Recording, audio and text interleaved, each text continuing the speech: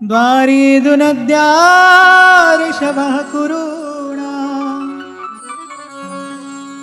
मैत्रेयमासीनमगाधबोधम् क्षत्तोपसृत्याच्युतभावशुद्धः पप्रच्छ सौशील्यगुणाभितृप्तः। तो यहाँ श्री सुखदेव जी महाराज सुना रहे हैं महाराज परीक्षित को यह प्रसंग। सुखदेव जी महाराज ने कहा कि तब विदुर जी का आना हुआ श्री मैत्रेय मुनि के पास। मैत्रेय मुनि हरिद्वार में विराजमान थे और विदुर जी पहुंचे हैं भक्ति भाव से शुद्ध होकर। भक्ति भाव से शुद्ध होकर अर्थात अब सब प्रकार की वासनाएं नष्ट हो चुकी हैं। अब केवल प्रभु की चाह है, अब केवल प्रभु की इच्छा है, अब वो केवल प्रभु को जानना चाहते हैं, अब वो केवल प्रभु के ही नाम में, प्रभु के ही रूप में रमना चाहते हैं। आपको स्मरण हो कुछ दिन पहले मैंने कहा था आपसे, कोई बड़भागी होता है, कोई बड़भागी होता है जिसके जीवन में ये क्षण आता है और वो कहता है अब मैं नाचो थक्यो गोपाल। प्रभु अब मैं थक गया, अब मुझे इस जग जंजाल से मुक्त करिए, अब मेरा ये भव का रोग दूर करिए, अब अपने चरणों का परम विश्राम दीजिए। कोई बड़भागी होता है जो हृदय से ये बात कहता है प्रभु से, मौसम दीन न दीन तुम समान रघुबीर, अस विचार रघुवंश मणि हरहु विषम भव। बड़भागी कोई होता है, थक जाता है इस आवागमन से।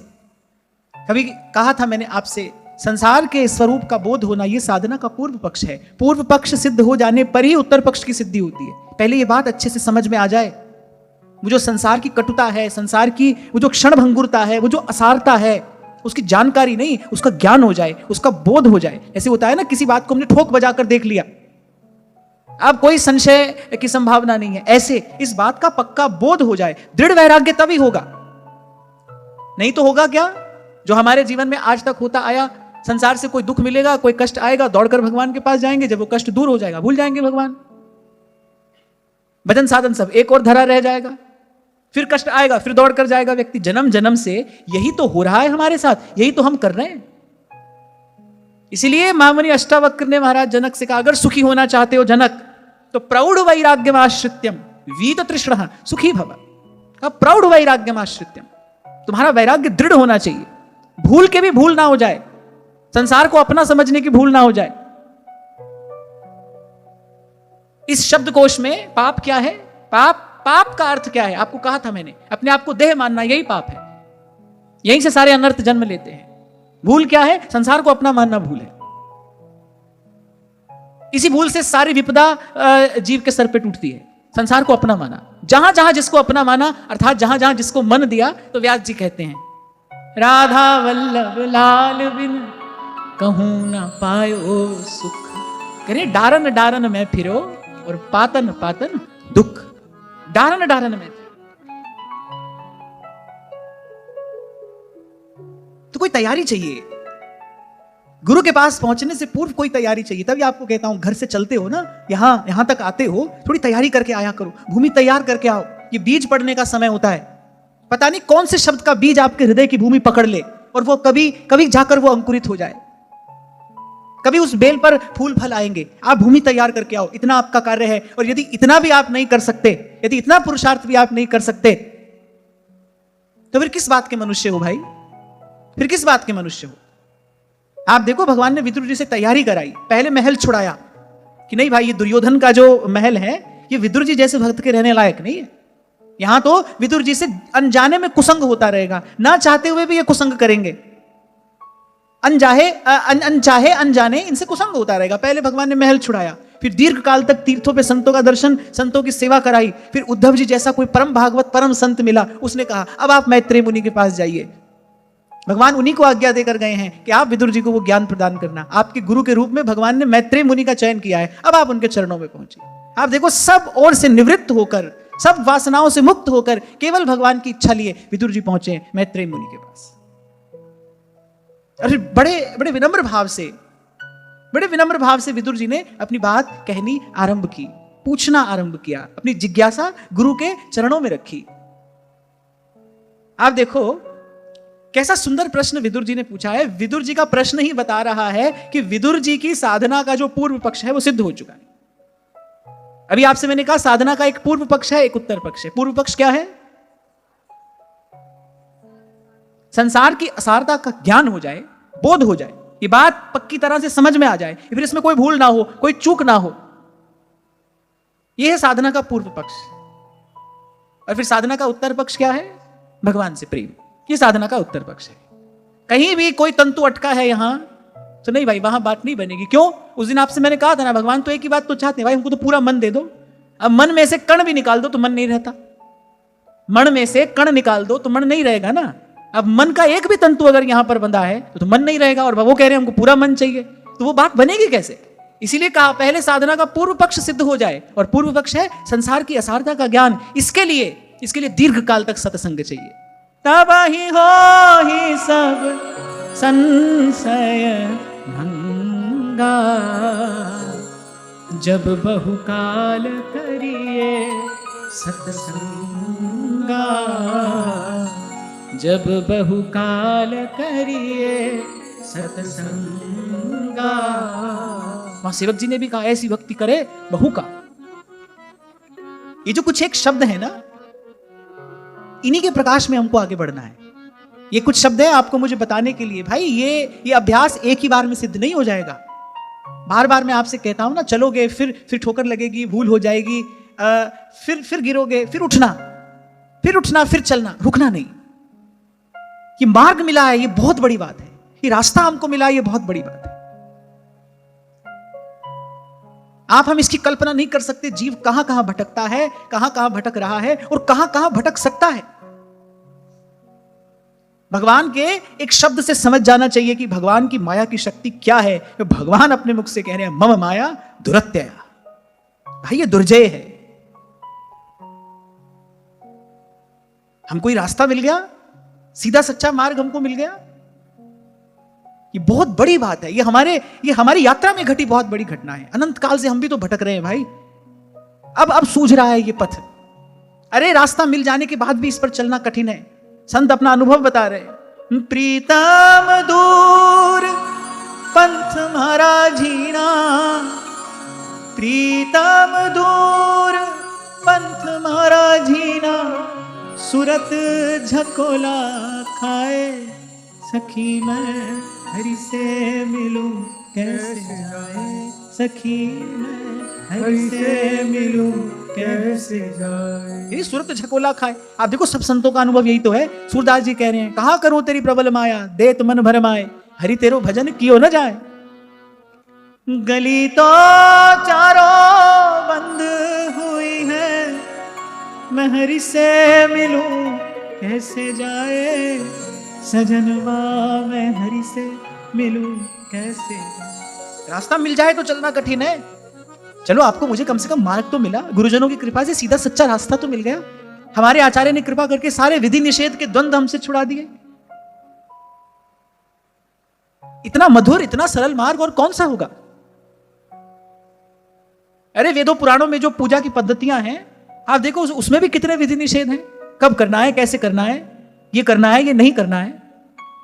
आप देखो हमारे गुरुजनों ने हम पे कृपा करके, व्यास जी कह रहे शाम निबेरो सब सो झगड़ो, सब झगड़ा निपटा दिया। अब सूधो चले आपने धर्म। सोवत जागत रटू निरंतर, राधा राधा। भगवान की इस कृपा का आदर करिए। प्रभु ने आपको अपना जानकर, अपना मानकर ये विशेष उपहार आपको दिया, इसका आदर करिए। और इसका आदर केवल इतना ही है, प्रभु हमसे और कुछ नहीं चाहते। इसका आदर केवल इतना ही है जो हमें मिला है, इसकी संभाल करें, इसको संभाल कर सहेज कर रखें। कैसे छोटी छोटी वस्तु में आप मन देते हो, तो संभाल कर रखते हो, तिजोरी में दुबका कर रखते हो, क्योंकि उसको मूल्यवान समझते हो। भजन मिला है, ये मार्ग मिला है, इसको मूल्यवान समझिए। ये साधारण प्राप्ति नहीं है, ये साधारण प्राप्ति नहीं है।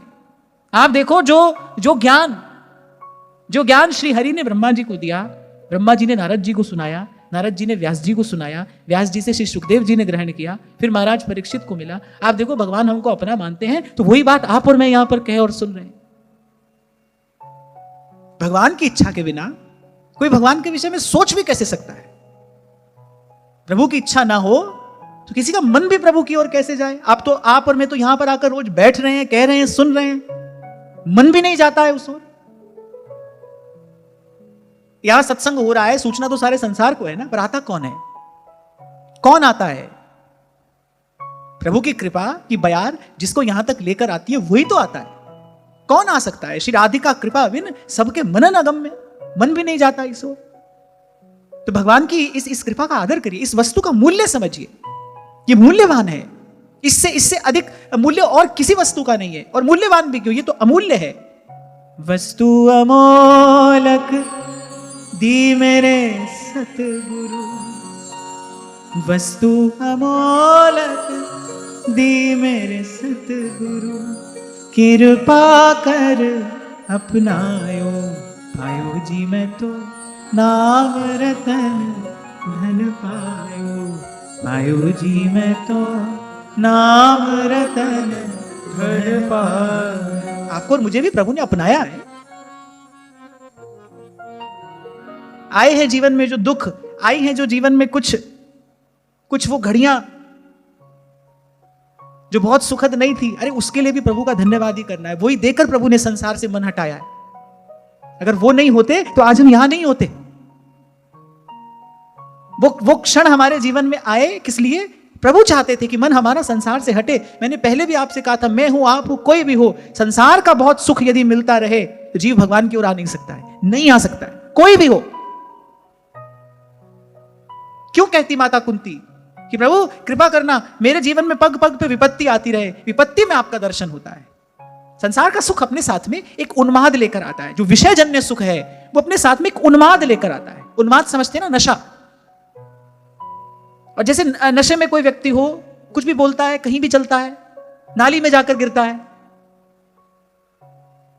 नशे में पड़े व्यक्ति की यही हालत तो देखने में आती है ना। वो कुछ भी बोल रहा है, कहीं भी जा रहा है, वो कूड़े करकट के ढेर में जाकर गिर रहा है। तो ऐसे ही जो संसार का विषय जन्य सुख है वो अपने साथ में एक उन्माद लेकर आता है, एक नशा लेकर आता है। फिर पता नहीं व्यक्ति को कहां जाना है, कहां चलना है, क्या कहना है, उससे कुछ नहीं सूझता। सारे पाप, सारे अनर्थ इसी उन्माद में ही तो होते हैं, असावधानी में ही तो होते हैं। सारे पाप जीव असावधानी में ही तो करता है। जितना संसार का सुख बढ़ेगा उतना जीव असावधान होता चला जाएगा। और आपसे मैंने कहा था, सावधानी ही साधना है। संसार का सुख सावधान नहीं रहने देता। इसलिए संतों ने बड़ा संतुलन का मार्ग सुझाया। साईं इतना दीजिए जामे ग्रस्त समा, मैं भी भूखा ना रहूं, साधु न भूखा जा। और एक बात मैं आपको बड़े भरोसे से कह रहा हूं, आपकी इच्छा हो तो आप यूं की यूं इसे मान लेना। यदि आपकी इच्छा वस्तुतः इतनी ही है ना कि साईं इतना दीजिए जहां मैं ग्रस्त समाए और मैं भी भूखा ना रहूं और साधु ना भूखा जाए, आप देखना, आप देखो, इसका अनुभव करके देखो। ये प्रार्थना प्रभु तत्काल सुनते हैं। आपके प्रारब्ध में इतना भी हो कि नहीं, पर प्रभु व्यवस्था करते हैं।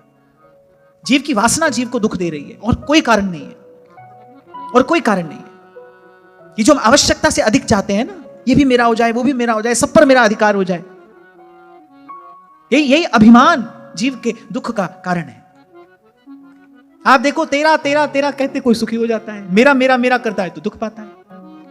आप देख लो, आप व्यवहार में इसको देखो, मेरा मेरा मेरा करता जीव कितना दुख पाता है। ममता के साथ अहमता भी तो बढ़ती है। और तेरा तेरा तेरा कोई करने लगता है तो सदा के लिए सुखी हो जाता है। श्री नानक साहब के जीवन में घटना यहीं से तो आरंभ हुई। बस तेरा तेरा तेरा कहते अपने आप को समर्पित कर दिया। तेरा कहते ही कोई सुखी हो जाता है, और मेरा कहता है तो दुख पाता है। क्यों? क्योंकि मेरा कहता है तो उसी समय वो असत्य के पक्ष में आकर खड़ा हो जाता है। मेरा है नहीं, मेरा है नहीं। संत कह रहे सब भूमि गोपाल की, कियो गोपाल ही को, जो कुछ किया सो तुम किया, मैं कछु किया नहीं, मेरा मुझ में कुछ नहीं, जो कुछ है सो तो। अलग अलग समय पर ये संत हुए, उनके शब्द अलग अलग हैं, पर बात तो सभी एक कह रहे हैं ना, क्योंकि सबके मन ने सच्चा अनुभव एक यही किया है। अरे आवश्यकता की वस्तु भी अपने पास रखो, उसमें भी थोड़ा मन देना पड़ता है, उसमें भी थोड़ा मन देना पड़ता है। आवश्यकता से अधिक अपने पास रखोगे, वो तो आपकी भाव भावना को दूषित किए बिना रहेगी नहीं रहेगी। और मैं तो एक और बात भी देखता हूं भाई, संग्रह कौन करता है? जिसको भगवान पर भरोसा नहीं है वो संग्रह करेगा, वो अपने पास इकट्ठा कर करके रखेगा। इसको भगवान पर विश्वास नहीं है। जिसको प्रभु पर भरोसा है उसका कार्य भाई कल भी चला था, आज भी चल रहा है और आगे भी चलता रहेगा।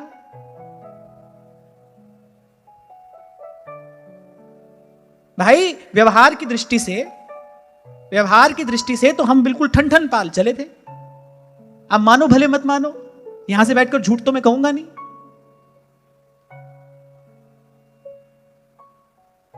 और मैं आपसे कई बार कहता हूं भाई, हमने जो सोचा वो तो हो ही गया, नहीं सोचा था प्रभु ने वो भी करके दिखा दिया।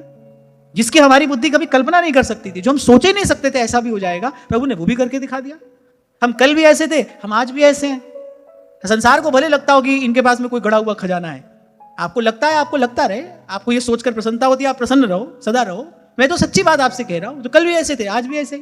ना कल कोई काम रुका ना आज रुकेगा। और कल और आज ने इतना विश्वास दे दिया भाई, कल नहीं रुका, आज नहीं रुक रहा, तो कल कैसे रुक जाएगा? कल कैसे रुक जाएगा? जहां कुमीत साजन है समिया, इस जन को काहे की कमियां।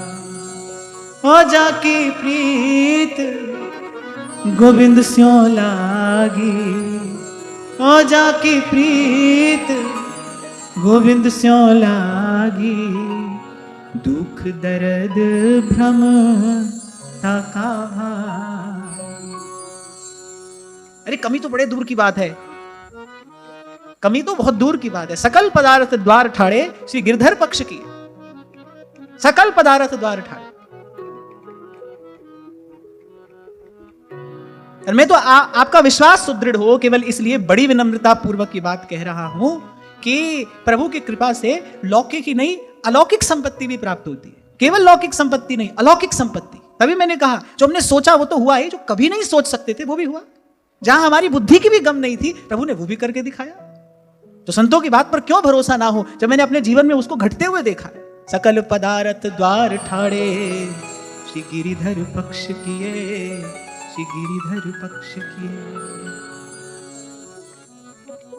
तो संग्रह तो वो करे जिसको प्रभु पर विश्वास ना हो। कहने वाला बड़ी खूब बात कहता है अगर वो नहीं है तो फिर उसका जिक्र क्यों है, फिर क्यों ये कथा कहानी कह रहे हो? अब वो है ही नहीं, तुमको ही अपनी चिंता करनी है, फिर ये सब झगड़ा झंझट क्यों कर रहे हो?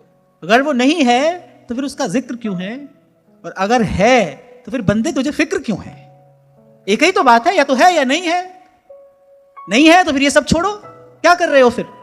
और यदि है फिर चिंता किस बात की करते हो? क्योंकि यदि है तो फिर तो जैसा संतों ने बताया है वो ऐसा ही है, ऐसा ही। उतर गयो मेरे मन का संसार, उतर गयो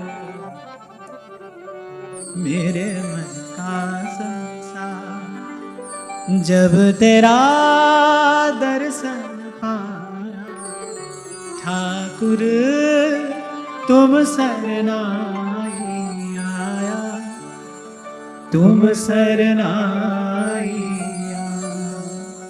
अरे थोड़ा रहो उनके पास,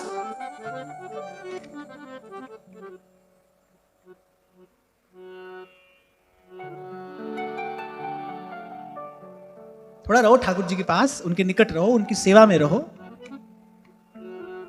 जिस दिन वो ये मान लेंगे कि नहीं भाई ये अपना ही है, उस दिन आपका हाथ पकड़ कर ले जाएंगे, आपको अपना भंडार दिखाएंगे, आपको दिखाएंगे अपना भंडार।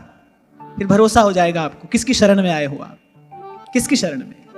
भजनी असुर मुनि दुर्लभम, उतर गयो मेरे मन का संशय, उतर गयो मेरे मन का संशय, जब तेरा दर्शन पाया ठाकुर तुम शरणाई आया, तुम शरणाई आया, ठाकुर तुम शरणाई आया, सरनाई आया।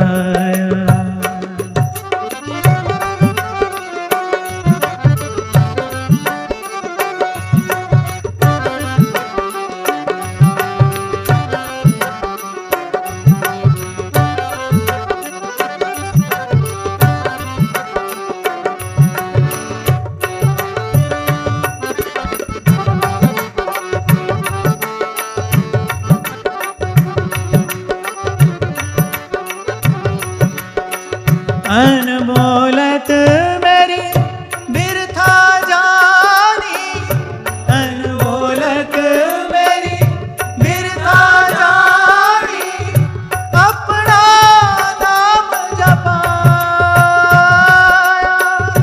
अपना नाम जपाया, अपना नाम जपाया, अपना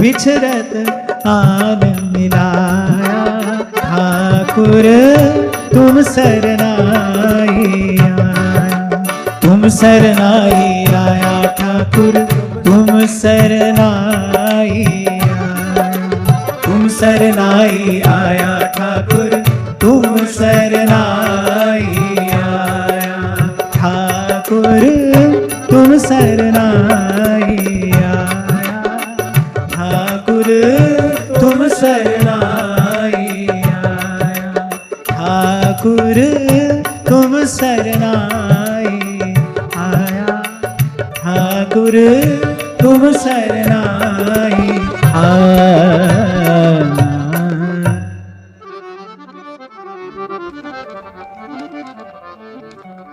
तभी कल आपसे कह रहा था भाई, उस खजाने की जो चाबी है वो सेवा है, और वो हमारे आचार्य ने अपनी कृपा से हमारी झोली में डाल दी है। हमें तो कुछ भी नहीं करना। तभी श्री नागरीदास जी महाराज अपनी वाणी में लिखते गए, बिलसिए खसम को कमायो। हमारे आचार्य ने हमें संपत्ति दे दी, हमें कमाना थोड़ी है। संपत्ति रखी है सामने, फिर बिलसिए खसम को कमायो। तो इस सब बात कहने का मेरा उद्देश्य ये था कि भाई ये जो हमें मिला है ये अमूल्य है, इसका मूल्य समझिए, इसका आदर करिए, इसका आदर करिए। तो श्रद्धा, विनम्रता आदि दिव्य गुणों से युक्त होकर श्री विदुर जी पहुंचे हैं श्री मैत्रेय मुनि के पास। और मैं ये कह रहा था कि विदुर जी का प्रश्न बता रहा है कि विदुर जी की साधना का जो पूर्व पक्ष है सिद्ध हो चुका है। विदुर जी के प्रश्न में भी ज्ञान का प्रकाश, विदुर जी के प्रश्न में भी ज्ञान की झलक उद्भासित हो रही है। क्या कहा विदुर जी ने? सुखाय कर्माणि करोति लोको न तैहि सुखं वा न्यदुपारमं वा विन्देत भूयस्तत एव दुःखं यदत्र युक्तं भगवान वदेन्नः। विदुर जी ने कहा, भगवान, संसार में सब लोग सुख के लिए कर्म करते हैं, ना तो उनको सुख मिलता है और ना जो पूर्व में दुख है वो दुख दूर होता है। और केवल इतना ही नहीं, दुख की वृद्धि और होती है। आपको याद हो मैंने आपसे कभी कहा था, इतना ही नहीं है कि संसार का सुख समाप्त हो जाता है, विडंबना यह है कि पीछे दुख छोड़कर जाता है। चलो मिले और समाप्त हो जाए तो भी व्यक्ति विचार करे कि भाई चलो इसके लिए थोड़ा प्रयास करते हैं, थोड़ी देर के लिए तो मिलेगा। अरे मिलकर समाप्त तो होता ही है, पर पीछे राग और द्वेष का बड़ा गहरा बंधन छोड़कर जाता है, दुख छोड़कर जाता है।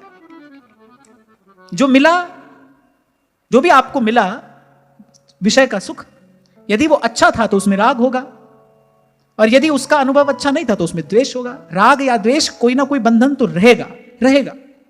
तो वो जो सुख आया है वो आकर जाएगा भी, और पीछे बड़ा भारी दुख छोड़कर जाएगा। अब सोचो, विचारो कि कौन सा लाभ हो रहा है इसमें। तो विदुर जी ने कहा कि संसार में सब लोग सुख के लिए कर्म करते हैं, सुख किसी को मिलता नहीं, जो दुख है उससे पीछा छूटता नहीं, अपितु दुख की वृद्धि और हो जाती है। दुख की वृद्धि और हो जाती है। व्यक्ति अकेला है, अब उसको लगता है भाई हमको कोई मिल जाए, कोई मिल जाए। अब क्या है ना कि जो माया का शब्दकोश है वो भी बड़ा सुंदर है। अगर संसार में आकर्षण ना हो तो जीव उसकी ओर आकर्षित कैसे हो? आकर्षण तो उसमें है, प्रलोभन तो उसमें है। मैंने तो आपको कभी ये भी कहा था, ये तो आपने टीवी सीरियल्स में देख लिया कि जो राक्षस होते हैं काले कठोर बड़े बड़े दांत लाल लाल आंखें, पर ऐसा नहीं, वो देवताओं से भी अधिक आकर्षक होते हैं, तभी तो खींच लेते हैं वो मन चित्त को अपनी ओर। उनका स्वरूप देवताओं से भी अधिक आकर्षक होता है, जो मायावी है ना, वो रच लेते हैं ऐसा सुंदर रूप। कैसे कैसे रूप धर कर आई थी पूतना ब्रज में। अगर पूतना पूतना होकर आती तो कौन घुसने देता? कितना सुंदर श्रृंगार करके आई है। आप आगे आप और मैं इसकी चर्चा करेंगे कि ऐसा वर्णन किया है पूतना के श्रृंगार का, कैसा सुंदर श्रृंगार करके आई है पूतना। सबका मन मोह लिया उसने, ब्रजवासियों का मन मोह लिया उसने। तो संसार में जो आकर्षण है उसमें भी शक्ति है भाई, तभी तो खींचता है वो अपनी ओर। क्या कह रहा था मैं? हाँ, अब होने लगे ना आप लोग सावधान। अब व्यक्ति अकेला घूम रहा है, अब जिस परिवेश में वो रहता है वहां यही सुनता है, भाई अकेले जीवन कैसे कटेगा। कितनी मूर्खतापूर्ण बात है ये। इससे अधिक मूर्खतापूर्ण बात क्या हो सकती है? अकेले जीवन कैसे कटेगा। मैं कहता हूं तुम्हारे साथ कोई हो ही कैसे सकता है? लाख प्रयास कोई करे, आपके साथ नहीं हो सकता भाई। जीव का मार्ग ऐसा ही है, इस पर अकेले ही चला जा सकता है। मैं तो कहता हूं इसको यथावत स्वीकार करना चाहिए ना भाई। एक रास्ते आपको जाना है, आपको पता है आपको अकेले जाना है, तो आप अपने तन मन को उसी हिसाब से तैयार करके जाओगे ना भाई। उस रास्ते पर हमको अकेले ही जाना है, अपनी तैयारी करके जाओगे ना। अब देखो इसी को तो कहते हैं माया, भ्रम, इल्यूजन। जो जैसा है वो वैसा आपको दिखाएगी नहीं। जो है सो दिसत नहीं, जो दिसत सो ना ही। बताओ कितना सुंदर शब्द दे दिया आपको। कोई जीवन साथी चाहिए। क्या होता है जीवन साथी? कोई नहीं होता है। अगर ट्रूथ के लेंस से देखोगे ना, there is just a need to change the lens. Camera में अलग अलग लेंस होते हैं ना, छोटी वस्तु बड़ी दिखाई देती है, बड़ी छोटी दिखाई देती है। So there is a need to change the lens and then see the life how it is actually really. आपको कुछ और दिखाई देगा। आपको लगता है कोई मिल जाए, अकेले जीवन कैसे कटेगा, कोई जीवन साथी मिल जाए। अब भाई ये शुभ कार्य किया तो आपने सुख के लिए था, उसके बाद हुआ क्या? उसके विषय में तो मुझे कुछ नहीं कहना है, तुम्हारी सबकी कहानी है, तुम जानते हो, मुझसे बहुत अधिक अच्छी तरीके से जानते हो। फिर यही नहीं रुके, यहीं रुक जाते, फिर आशा और बढ़ी। ये भी संसार के विषय का स्वरूप है। वो अपने साथ कुछ अनर्थ लेकर आता है। धन आएगा तो लोभ लेकर आएगा, थोड़ा सा विषय का सुख मिलेगा उसमें राग हो जाएगा, आप प्रयास करोगे और मिले और मिले और मिले। तभी तो थोड़ी देर पहले मैंने कहा संसार के जो सुख हैं वो एक उन्माद लेकर आते हैं। फिर व्यक्ति को ठीक गलत सूझता नहीं, फिर उसे अपने हित अहित का बोध नहीं रहता। मैं तो बहुत पहले, शायद दिल्ली की बात है, हाँ दिल्ली की बात है, बहुत भारी संख्या में श्रोता लोग बैठे थे। मैंने कहा कि कोई एक माता ऐसी हो जो अपना हाथ उठाकर ये कह दे कि मैं चाहती हूं मेरा बालक संत हो जाए। मैंने कहा मुझे बालक लेकर नहीं जाना है अपने साथ, मैं तो अभी आप ही बालक हूं, पर उस माता को प्रणाम करना चाहता हूं मैं। और आप सत्य मानना उन आज बरसों के बाद तो हो सकता है बहुत सी माताओं के मन में ये भाव का दीपक जल गया हो, पर उस समय एक भी माता ने अपना हाथ नहीं उठाया था। ये संसार की निंदा नहीं है, ये केवल संसार के स्वरूप का ज्ञान कराया जा रहा है। ये निंदा नहीं है, पर संसार ऐसा ही है, ऐसा ही है। यहां यही कान में पड़ता है। इन्हीं विचारों से आपको पाला पोसा जाता है। तभी तो व्यवहार में पड़े व्यक्ति को साधु संतों की बात कहां अच्छी लगती है? उसको नहीं अच्छी लगती है। व्यवहार में लिप्त व्यक्ति को कहां साधु संत अच्छे लगते हैं, कहां उसको सत्संग सुहाता है। आगे विदुर जी कहेंगे पूर्व का पाप बढ़ जाए तो ना संत अच्छे लगेंगे, ना संत की बात अच्छी लगेगी, ना संत का संग अच्छा लगेगा, ना वो उसके लिए कोई प्रयास ही करेगा।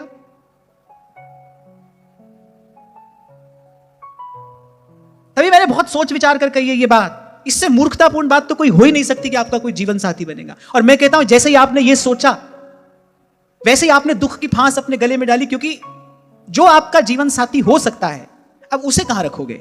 यदि यहीं आपने जीवन साथी ढूंढ लिया, यहीं कोई जीवन साथी बना लिया, अब जो सदा सदा का साथी है उसको कहां रखोगे? कहने का तात्पर्य मेरा यह है कि भाई इसी प्रकार फिर चेतना बिखरती चली जाती है।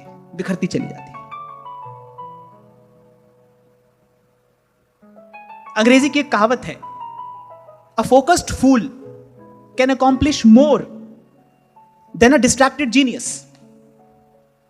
उसने कहा मूर्ख भी यदि एकाग्र है तो वो कुछ ना कुछ उपलब्धि प्राप्त कर लेगा, और वहीं एक बड़ा विद्वान व्यक्ति पर यदि उसकी चेतना बटी है वो कुछ प्राप्त नहीं कर सकता। A focused fool can accomplish something but not a distracted genius. और आप देखो संसार का व्यवहार कराता क्या है, इसका अंतिम परिणाम क्या है, ये हमको बांटता ही तो है, ये हमको बांटता ही तो है। इसीलिए कई बार कहता हूं भाई सही निर्णय सही समय पर लिया जाए तब सही फल आता है, तब सही फल आता है। वैसे तो भगवान के भजन का कोई समय नहीं है, जब जागो तब सवेरा है, पर फिर भी मैं कहता हूं कि जब शरीर में शक्ति हो, उत्साह हो, तभी लग जाना चाहिए भगवान के भजन में, तभी लगना चाहिए। जब जीवन में बहुत बहुत अधिक बिखराव ना हो उस समय संत मिल जाए, उस समय संत का विचार मिल जाए, तो भाई व्यक्तित्व कुछ और आकार ले सकता है।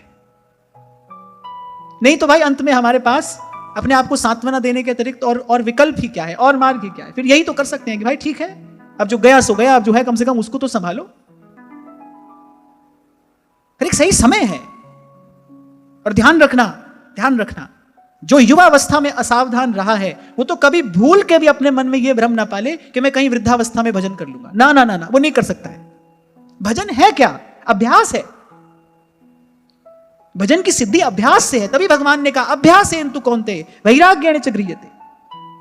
इसलिए जो भी युवावस्था के लोग मुझे सुनते हैं, मैं कुछ बातें विशेष रूप से उनको कहता हूं, विनम्रता पूर्वक कहता हूं, पर दृढ़ता पूर्वक कहता हूं, भाई आप बड़े सौभाग्यशाली हो। आपको इस समय ये बात आपके कान में पड़ रही है, ये मार्ग आपको इस समय दिखाई पड़ रहा है। आपका जीवन सुंदर हो जाएगा, दिव्य हो जाएगा। जब आपके शरीर में ओज तेज उत्साह है तब लगिए। इस मार्ग पर चलने का आनंद कुछ और होगा। तो खैर विदुर जी के प्रश्न में झलक मिल रही है, विदुर जी के ज्ञान की, विदुर जी के प्रौढ़ वैराग्य की। ये प्रश्न बता रहा है भाई विदुर जी देख चुके, यहां पर है क्या, जो संसार का वास्तविक स्वरूप है विदुर जी को उसकी प्रतीति हो चुकी है। और तब उन्होंने कहा कि महाराज यहां की कहानी तो ये है, प्रत्येक व्यक्ति सुख के लिए कर्म कर रहा है।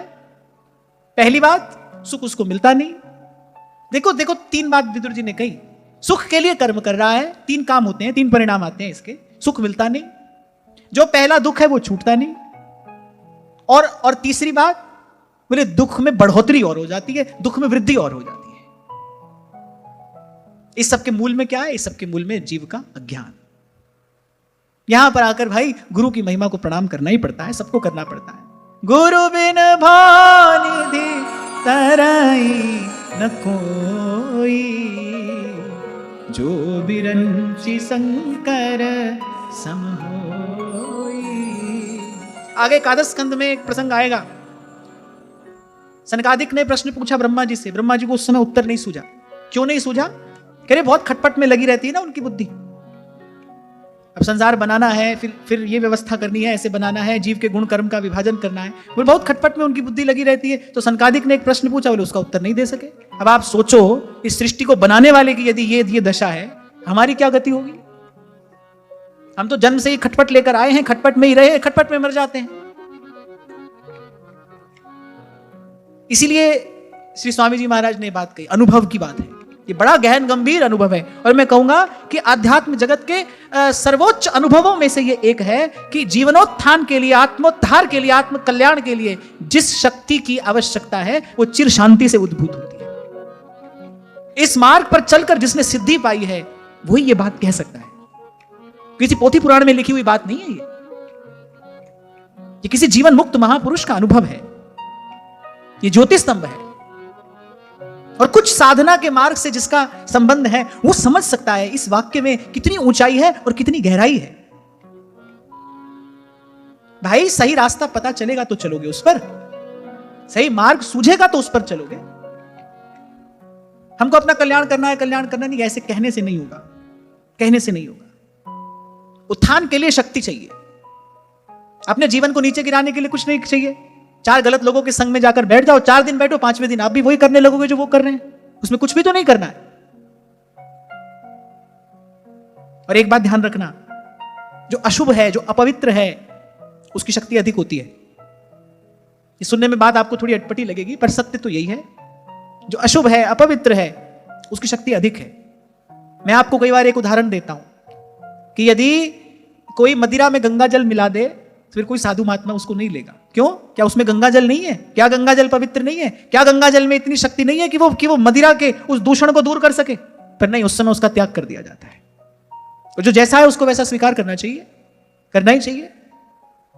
फिर क्या करें? भाई बच के रहो। भागवत जी आगे कहेंगे दूरम उपाय, दूरम उपाय, यही उपाय है, इससे जहां तक हो सके बच के रहो। इसीलिए मैंने कहा सावधानी ही साधना है। उसमें पड़ जाने के बाद बड़ी हानि हो सकती है, बड़ी हानि। और एक बार ये अवसर हाथ से गया, पत्ता टूटे डार सो बहर न लागे बा। इसलिए आज जहां से चर्चा आरंभ की, भाई बड़ी कृपा भगवान ने हम पर की है, इस कृपा का हम आदर करें। ये अमूल्य है, इसका कोई मोल नहीं।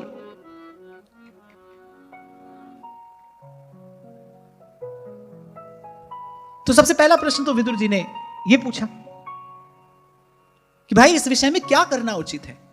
जैसे 2 दिन पहले मैं आपसे कह रहा था ना, ये बात समझ तो आ जाए भाई, पर करें क्या? कल ही शायद मैंने आपसे कहा था बहुत कुछ ऐसा होगा जो आप समझ भी लेंगे, कर नहीं पाएंगे। करने के लिए शक्ति चाहिए। यही अभी आपसे मैंने कहा, उत्थान के लिए, उद्धार के लिए, कल्याण के लिए शक्ति चाहिए, पतन के लिए कुछ नहीं करना है। वो शक्ति कहां से आएगी? तो स्वामी जी का ये अनुभव अमूल्य है, महत्वपूर्ण बात है ये बहुत, कि भाई वो शक्ति चिर शांति से उद्भूत होती है। शांति में वो शक्ति निहित है। और शांति के लिए क्या प्रयास करना है? शांति के लिए भाई मुझे लगता है कि ये जो प्रभु के चरणों में समर्पण है ना, संतोष, प्रभु आपने मुझे जो दिया, जितना दिया मुझे स्वीकार है, बस यहीं से मुझे अपनी यात्रा आरंभ करनी है, यहीं से मुझे आगे बढ़ना है। बिन मांगा तो दूध है, और मांग मिले तो पानी, और कह कबीर वो खून है जामे खींचा तानी। भगवान से भी खींचा तानी ना हो, हम करते हैं ना, ये मिल जाए वो मिल जाए, ऐसा हो जाता वैसा हो जाता, ये खींचा तानी तो है। वो कह रहे बिन मांगा तो दूध है, और मांग मिले तो पानी, और कहे कबीर वो खून है जामे खींचा तानी। और जो थोड़ी देर पहले मैंने आपसे कहा, ये सब करेगा कौन? वही करेगा भाई जिसको अपने इष्ट पर, अपने आराध्य पर, जिसको अपने प्रभु पर भरोसा नहीं है, जिसको अपने प्रभु पर भरोसा है, वो तो भगवत विश्वास रूपी जननी की गोद में स्वस्थ है, सुरक्षित है, प्रसन्न है। इसीलिए संत कहते हैं, ब्रह्मर्षि स्वामी सत्यानंद जी महाराज की वाणी है, वो कहते हैं, मुझे भरोसा राम तू दे अपना अनमोल, रहूं मस्त निश्चिंत में, कभी न जाऊं डोल। ये प्रभु अपना विश्वास दीजिए, उसकी गोद में मैं स्वस्थ रहूं, निश्चिंत रहूं। और फिर बिन विश्वास भक्ति नहीं। यही तो भक्ति का प्राण है, यही तो भक्ति का प्राण है। किसी भी भक्त का सा स्वांग रच लेना तो बड़ा सरल है भाई। मीराबाई सा जैसी कसूबी रंग की साड़ी, हाथ में एक तारा, कोई भी लेके चल दे। फिर भाई जब विष पीने का समय आएगा तब क्या होगा? उस समय तो जीवंत विश्वास चाहिए। ये दुर्भाग्य की बात है कि भक्ति का साधारणीकरण होते होते, एक समय था जब साधारणीकरण होने लगा था, पर साधारणीकरण होते होते आज तो बाजारीकरण हो गया, आज तो इसका व्यापारीकरण हो गया। मैं आज ही सुबह शंभू जी मेरे पास बैठे थे, हम किसी बात पर हम लोग चर्चा कर रहे थे, तो मैंने कहा भाई वो जो 8-10 बरस पहले जो चर्चा होती थी, ऐसा लगता है आज उसका समय नहीं है। 8-10 बरस बाद पता नहीं और कैसा समय आएगा। जिसको मनुष्य सुविधा कह रहा है, जिसको मनुष्य विकास कह रहा है, वस्तुतः वही उसकी दुर्बलता और वही उसके सुख के ह्रास का कारण है। मैंने कहा ना, there is just a need to change the lens and then see the reality. सत्य के कांच से जब आप देखेंगे तब कुछ और दिखाई पड़ेगा। जिसको मनुष्य सुविधा कह रहा है वो सुविधा नहीं है, वो उसकी दुर्बलता है, बन रही है।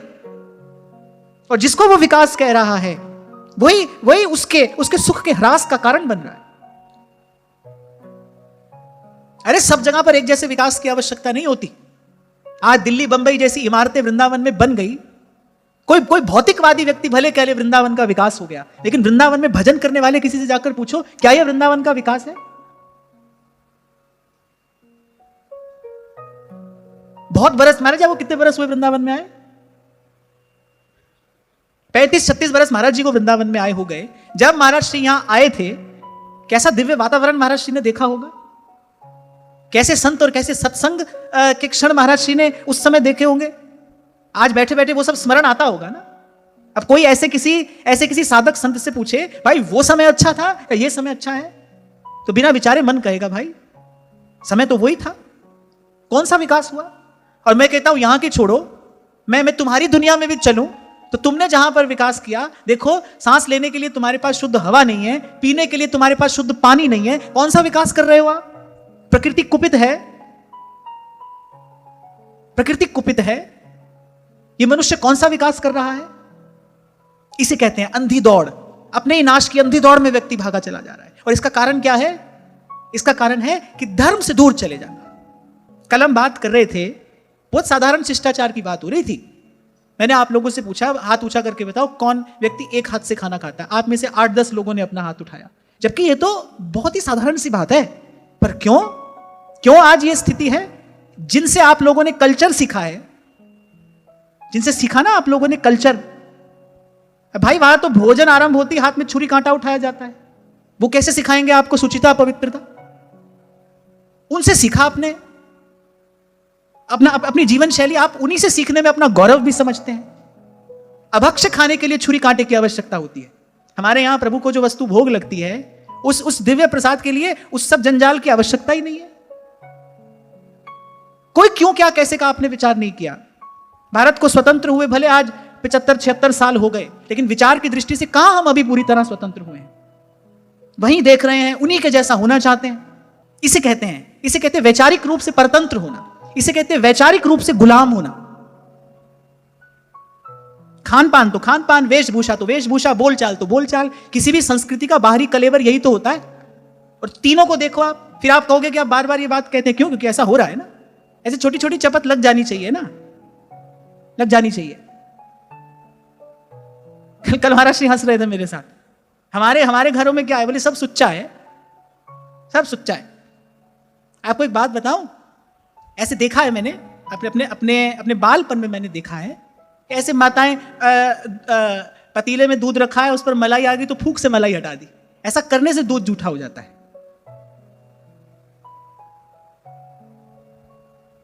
और फिर टेलीविजन पर आप देखो, टीवी पर आप एडवर्टीजमेंट्स देखो, बना रहे हैं, और जो जिस पात्र में बना रहे हैं उसी में से उंगली लेकर वहीं से देख देख कर आप लोग सीखते हो, क्योंकि आपको उन्हीं के जैसा होना है। और मैंने कल कहा था, मैं फिर आज कह रहा हूं, आपकी चेतना पर जो सबसे गहन गंभीर प्रभाव पड़ता है वो आपके भोजन का पड़ता है। यदि ऐसा नहीं होता तो वहां महाभारत के युद्ध के मैदान में भगवान अर्जुन को युक्ताहार विहारस्य का उपदेश नहीं करते। और आहार विहार में भी भगवान ने पहले आहार कहा, युक्ताहार विहारस्य, आहार। ये तो कृपा हमारे आचार्यों की हम पर है कि उन्होंने मंगला से शयन पर्यंत हमको बांध दिया एक ऐसी परिपाटी में कि भाई सुबह से शाम तक हमारे हाथ में प्रसाद ही आए, हमारे हाथ में प्रसाद आए। जिन महापुरुषों को भजन के मार्ग पर अनुभव हुए, उन्होंने किस प्रकार अपने अनुभव को संजो कर बचा कर रखा, ये उनके जीवन से हमको पता चलता है। जीवन भर अपने ही हाथ से भोजन पका पका कर पाते रहे।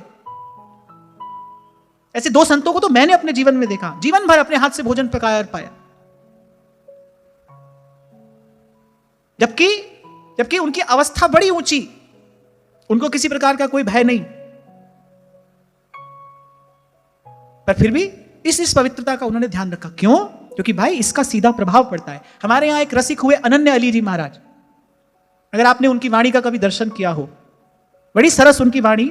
उन्होंने एक छोटी सी पुस्तक लिखी, स्वप्न प्रसंग, जिसमें उन्होंने अपने जीवन के कुछ अनुभव कहे। वहां उन्होंने बताया कि किस प्रकार भजन में रमा हुआ मन और ऐसे ही कोई अनुचित अवांछित वस्तु उन्होंने पाली, और कैसे कैसे दुस्वप्न उनको हुए, कितने कितने दिन उनका मन उस कारण से व्याकुल रहा, व्यथित रहा। कैसा प्रभाव होता है आपके पाने का, जो भोजन आप पाते हैं, जो वस्तु आप ग्रहण करते हैं। तभी कल मैंने कहा था, be mindful what you are putting into your body, सावधान रहिए। और जो आपने ग्रहण किया है वो बड़ी देर तक रहेगा भीतर। जो भी आपने ग्रहण किया है भोजन के रूप में, बड़ी देर तक आपके शरीर में रहेगा, फिर रक्त बनकर वही आपकी रग रग में दौड़ेगा। ये तो बड़ी ऊंची बातें यहां पर हो रही हैं। पर जिस धरातल पर हम खड़े हैं थोड़ी वहां की खबर भी हमको लेनी चाहिए ना, थोड़ी वहां की बात भी हमको करनी चाहिए। यहां तो हमको पहुंचना है, पर जो बात मैं कर रहा हूं वो वहां की बात है जहां हम खड़े हैं, जहां से हमको आरंभ करना है। अब तो पाओगे एक हाथ से, दूसरा हाथ शुद्ध रखना। किसी को परोसना पड़ जाए और स्वयं को ही परोसना पड़ जाए तो इतना तो सीखो कम से कम। अभी तक सुच्चा सुच्चा कहते रहे, सुच्चा करके दिखाओ, सुच्चे रहकर दिखाओ। और ये सब बातें जीवन में शांति लेकर आती है। आपको मैं छोटा सा एक उदाहरण दे देता हूं। आपके घर के एक कमरे में 10 चीजें रखी है, वो 10 चीजें ऐसे ही उथल पुथल यहां वहां बिखरी हैं। आप कमरे में जाओ, आपको कैसा अनुभव होगा? और वही 10 चीजें सुव्यवस्थित अपने स्थान पर रखी हैं, आप कमरे में जाओ, आपको कैसा अनुभव होगा? Symmetry bring sanity. व्यवस्था जीवन में शांति लेकर आती है, और दीर्घकालीन जो ये शांति है, इससे शक्ति उद्भूत होती है। मैं आपको सूत्र दे रहा हूं, फॉर्मूला। अभी मैंने आपसे कहा कि जीवन के कल्याण के लिए शक्ति चाहिए, वो शक्ति आएगी शांति से। शांति कैसे आएगी? व्यवस्था जीवन में शांति लेकर आती है। Symmetry bring sanity. व्यवस्था लेकर आएगी शांति। घर में चीजें हैं और मन में विचार हैं, दोनों को व्यवस्थित करना होगा। मन भी व्यवस्थित रहेगा तो शांत है, मन में भी उथल पुथल हो फिर कहां शांति, कैसी शांति? ये छोटे छोटे उदाहरण है ताकि ये बात हमको समझ में आ जाए। मैं बहुत पहले ये बात कहा करता था कि आपको कहां जाना है, जितना आवश्यक इस बात का ज्ञान होना है, उससे अधिक आवश्यक इस बात का ज्ञान होना है कि मुझे आरंभ कहां से करना है। अब भाई इन परमहंसों की बातें हम कह रहे हैं, सुन रहे हैं, बीच बीच में अपनी ओर भी तो देखते रहे ना, हम कहां खड़े हैं। ये तो इन महापुरुषों की चर्चा है, इससे तो कोई एक आध बात भी हमारे जीवन में आ जाए तो हमारा कल्याण हो जाए। पर हमको अपनी खबर भी लेनी है ना, हमको अपनी खबर भी लेनी है। सहजो भाई तो कहती ही बात यही है, आप उन्हीं को खोज मिले तब राम सनेही, आप उन्हीं को खोज मिले तब राम सनेही। अच्छा, एक बात मुझे और भी यहां पर कहनी है, फिर मैं आगे बढ़ता हूं, कि जो हमारे बड़े बूढ़े लोग थे ना, उनके जीवन में ये सुचिता पवित्रता थी। आपकी दृष्टि में वो भले पढ़े लिखे नहीं थे, लेकिन घर की उन बड़ी बूढ़ी माताओं को इस बात का ज्ञान था रसोई में कैसे जाना है। अपवित्र अवस्था में रसोई में नहीं जाना है, कैसे जाना है, क्या करना है, उनको इस बात का ज्ञान था। अब यहां पर आकर प्रश्न चिन्ह लगता है आज की शिक्षा पद्धति पर। मनुष्य को मनुष्य ही नहीं रहने दिया। मनुष्य में मनुष्योचित गुण हो तो मनुष्य है, और हमारे शास्त्र पुराण ये बात कहते हैं, संस्कार मनुष्य को मनुष्य बनाते हैं। मनुष्य में मनुष्यत्व संस्कारों से आता है। गर्भाधान से लेकर अंतिम संस्कार तक वो जो संस्कार थे ना, क्रम क्रम से वो मनुष्य को मनुष्यत्व प्रदान करने वाले थे। एक पूर्ण मनुष्य बनकर आता था संसार के सामने।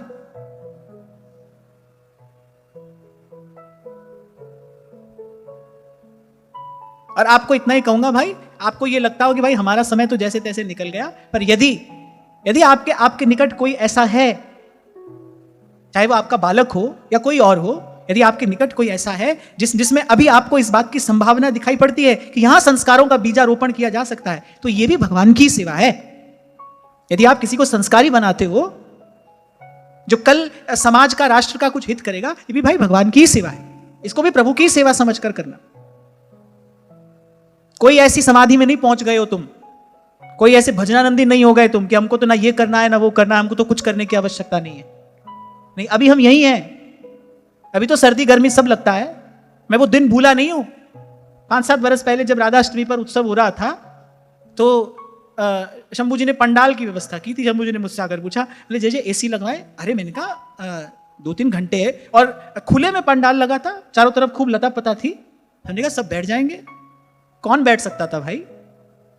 वो 3 घंटे जो मैंने आपका दर्शन किया वो मैं कभी भूलता नहीं। वो तो महाराज जी अगले दिन एसी लगा तो चैन से सत्संग हो पाया। अब यही ये नहीं होते तो पता नहीं क्या होता हमको भी और तुमको भी। तो इसलिए कह रहा हूं कि अभी हम यही हैं भाई। अभी तो सर्दी गर्मी भूख प्यास मान अपमान सभी तो लग रहा है। तो कभी ये नहीं सोच लेना कि हम पहुंच गए हैं, कहीं पर लग गई हमारी समाधि। ना ना, अभी हम यही हैं, किसी भ्रम में नहीं रहना। तो इसलिए आजू बाजू दाएं बाएं कोई सेवा का अवसर मिले तो उसको भी करते चलना। जिन रसिकों की हम बात करते हैं, हम पर तो इतनी कृपा है कि उन रसिकों की हम बात करते हैं, उनकी हम बात कर रहे हैं, यही हम पर बड़ी कृपा है। हित का घर बड़ी दूर है। और बाबूजी धीरे चलना, क्योंकि बड़े धोखे हैं इस राह में, भूल जाता है व्यक्ति, भटक जाता है। कृष्ण गोविंद गोविंद गोपाल नंदलाल, कृष्ण गोविंद गोविंद हे गोपाल नंदलाल, कृष्ण गोविंद गोविंद गोपाल नंदलाल, कृष्ण गोविंद गोविंद गोपाल नंदलाल, कृष्ण गोविंद गोविंद गोपाल नंदलाल, कृष्ण गोविंद गोविंद हे गोपाल नंदलाल, हे गोपाल नंदलाल, गोपाल नंदलाल, गोपाल नंदलाल, हे गोपाल नंदलाल, गोपाल नंदलाल, हे गोपाल नंदलाल, गोपाल नंदलाल, हे गोपाल नंदलाल, गोपाल नंदलाल, हे गोपाल नंदलाल, हे गोपाल नंदलाल, हे गोपाल नंदलाल, कृष्ण गोविंद गोविंद गोपाल नंदलाल, कृष्ण गोविंद गोविंद हे गोपाल नंदलाल, कृष्ण गोविंद गोविंद गोपाल नंदलाल, कृष्ण गोविंद गोविंद हे गोपाल नंदलाल, कृष्ण गोविंद गोविंद गोपाल नंदलाल, कृष्ण गोविंद गोविंद हे गोपाल नंदलाल, कृष्ण गोविंद गोविंद गोपाल नंदलाल, कृष्ण गोविंद गोविंद हे गोपाल नंदलाल।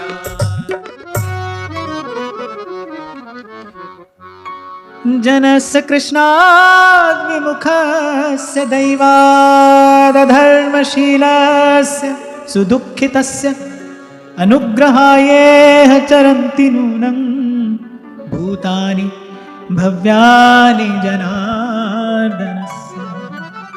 तो पहले तो विदुर जी ने कहा कि भाई क्या करना उचित है, सो आप हमको बताइए। और फिर कहा जो लोग दुर्भाग्यवश श्री कृष्ण से विमुख हैं, अधर्म परायण हैं, अत्यंत दुखी हैं, बोले उन पर कृपा करने के लिए ही तो आप जैसे महापुरुष यत्र तत्र विचरण किया करते हैं। तभी आज आरंभ में मैंने आपसे कहा भाई हमारी झोली में अमृत फल संतों की कृपा से आप पड़ा है। ये जो यत्र तत्र विचरण करते हुए महापुरुष है ना स्थूल सूक्ष्म जगत में, ऐसे उनकी सहज कृपा से हम जैसे जीवों पर ये कृपा हो गई, हम यहां तक आ गए। तो कहा जो दुर्भाग्य से प्रभु से विमुख हैं, इससे बड़ा दुर्भाग्य और होगा भी क्या, कोई भगवान से विमुख हो।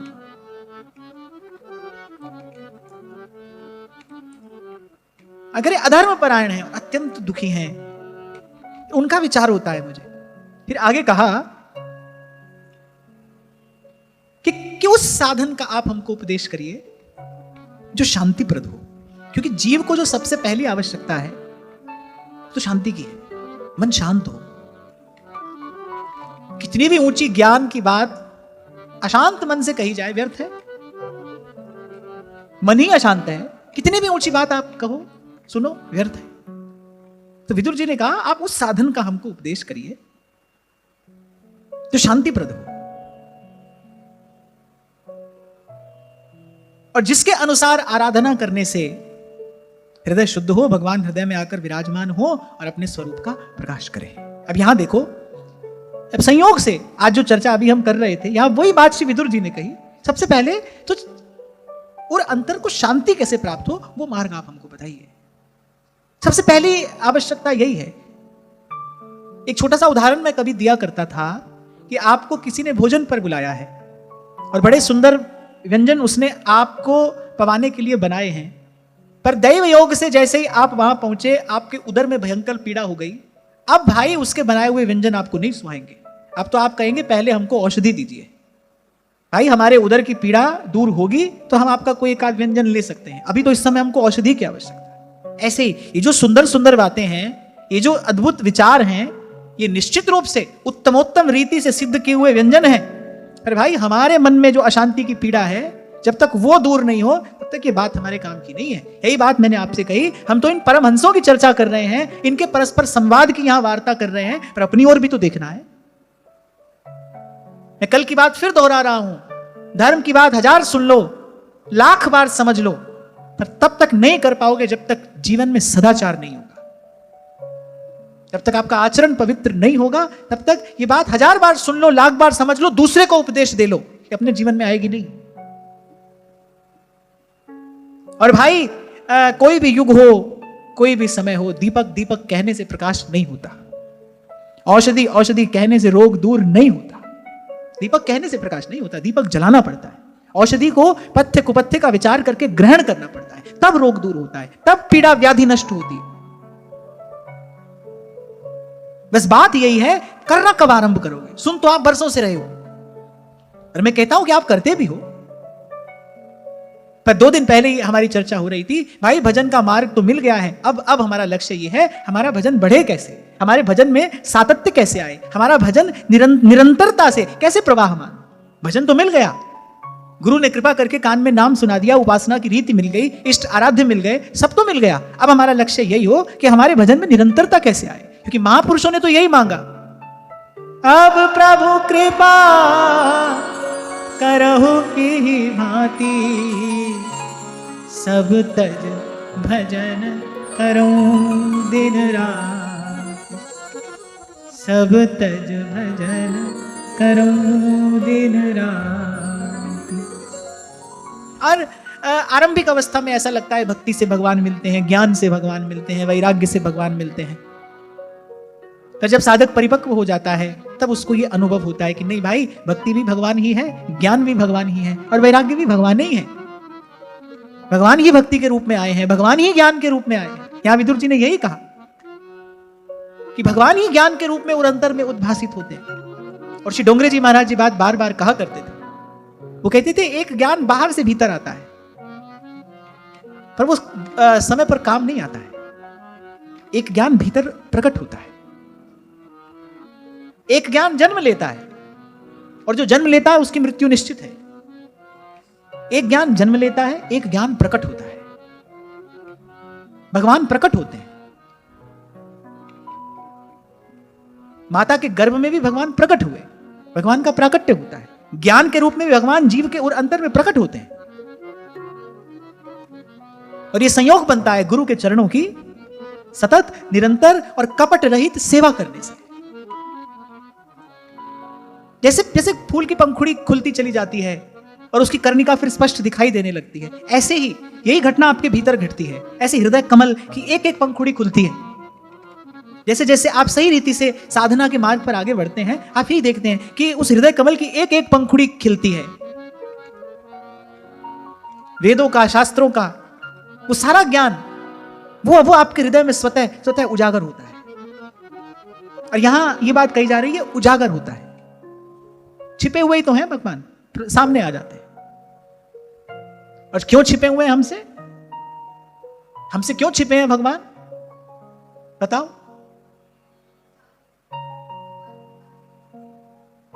भगवान इसीलिए तो छिपे क्योंकि हम चाहते नहीं भगवान से मिलना।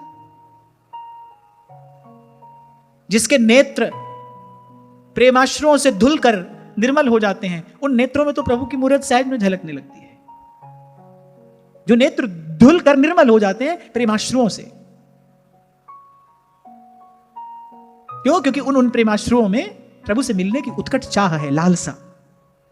ये दो नैना कयो नहीं माने, नदियां बहे जैसे सावन की।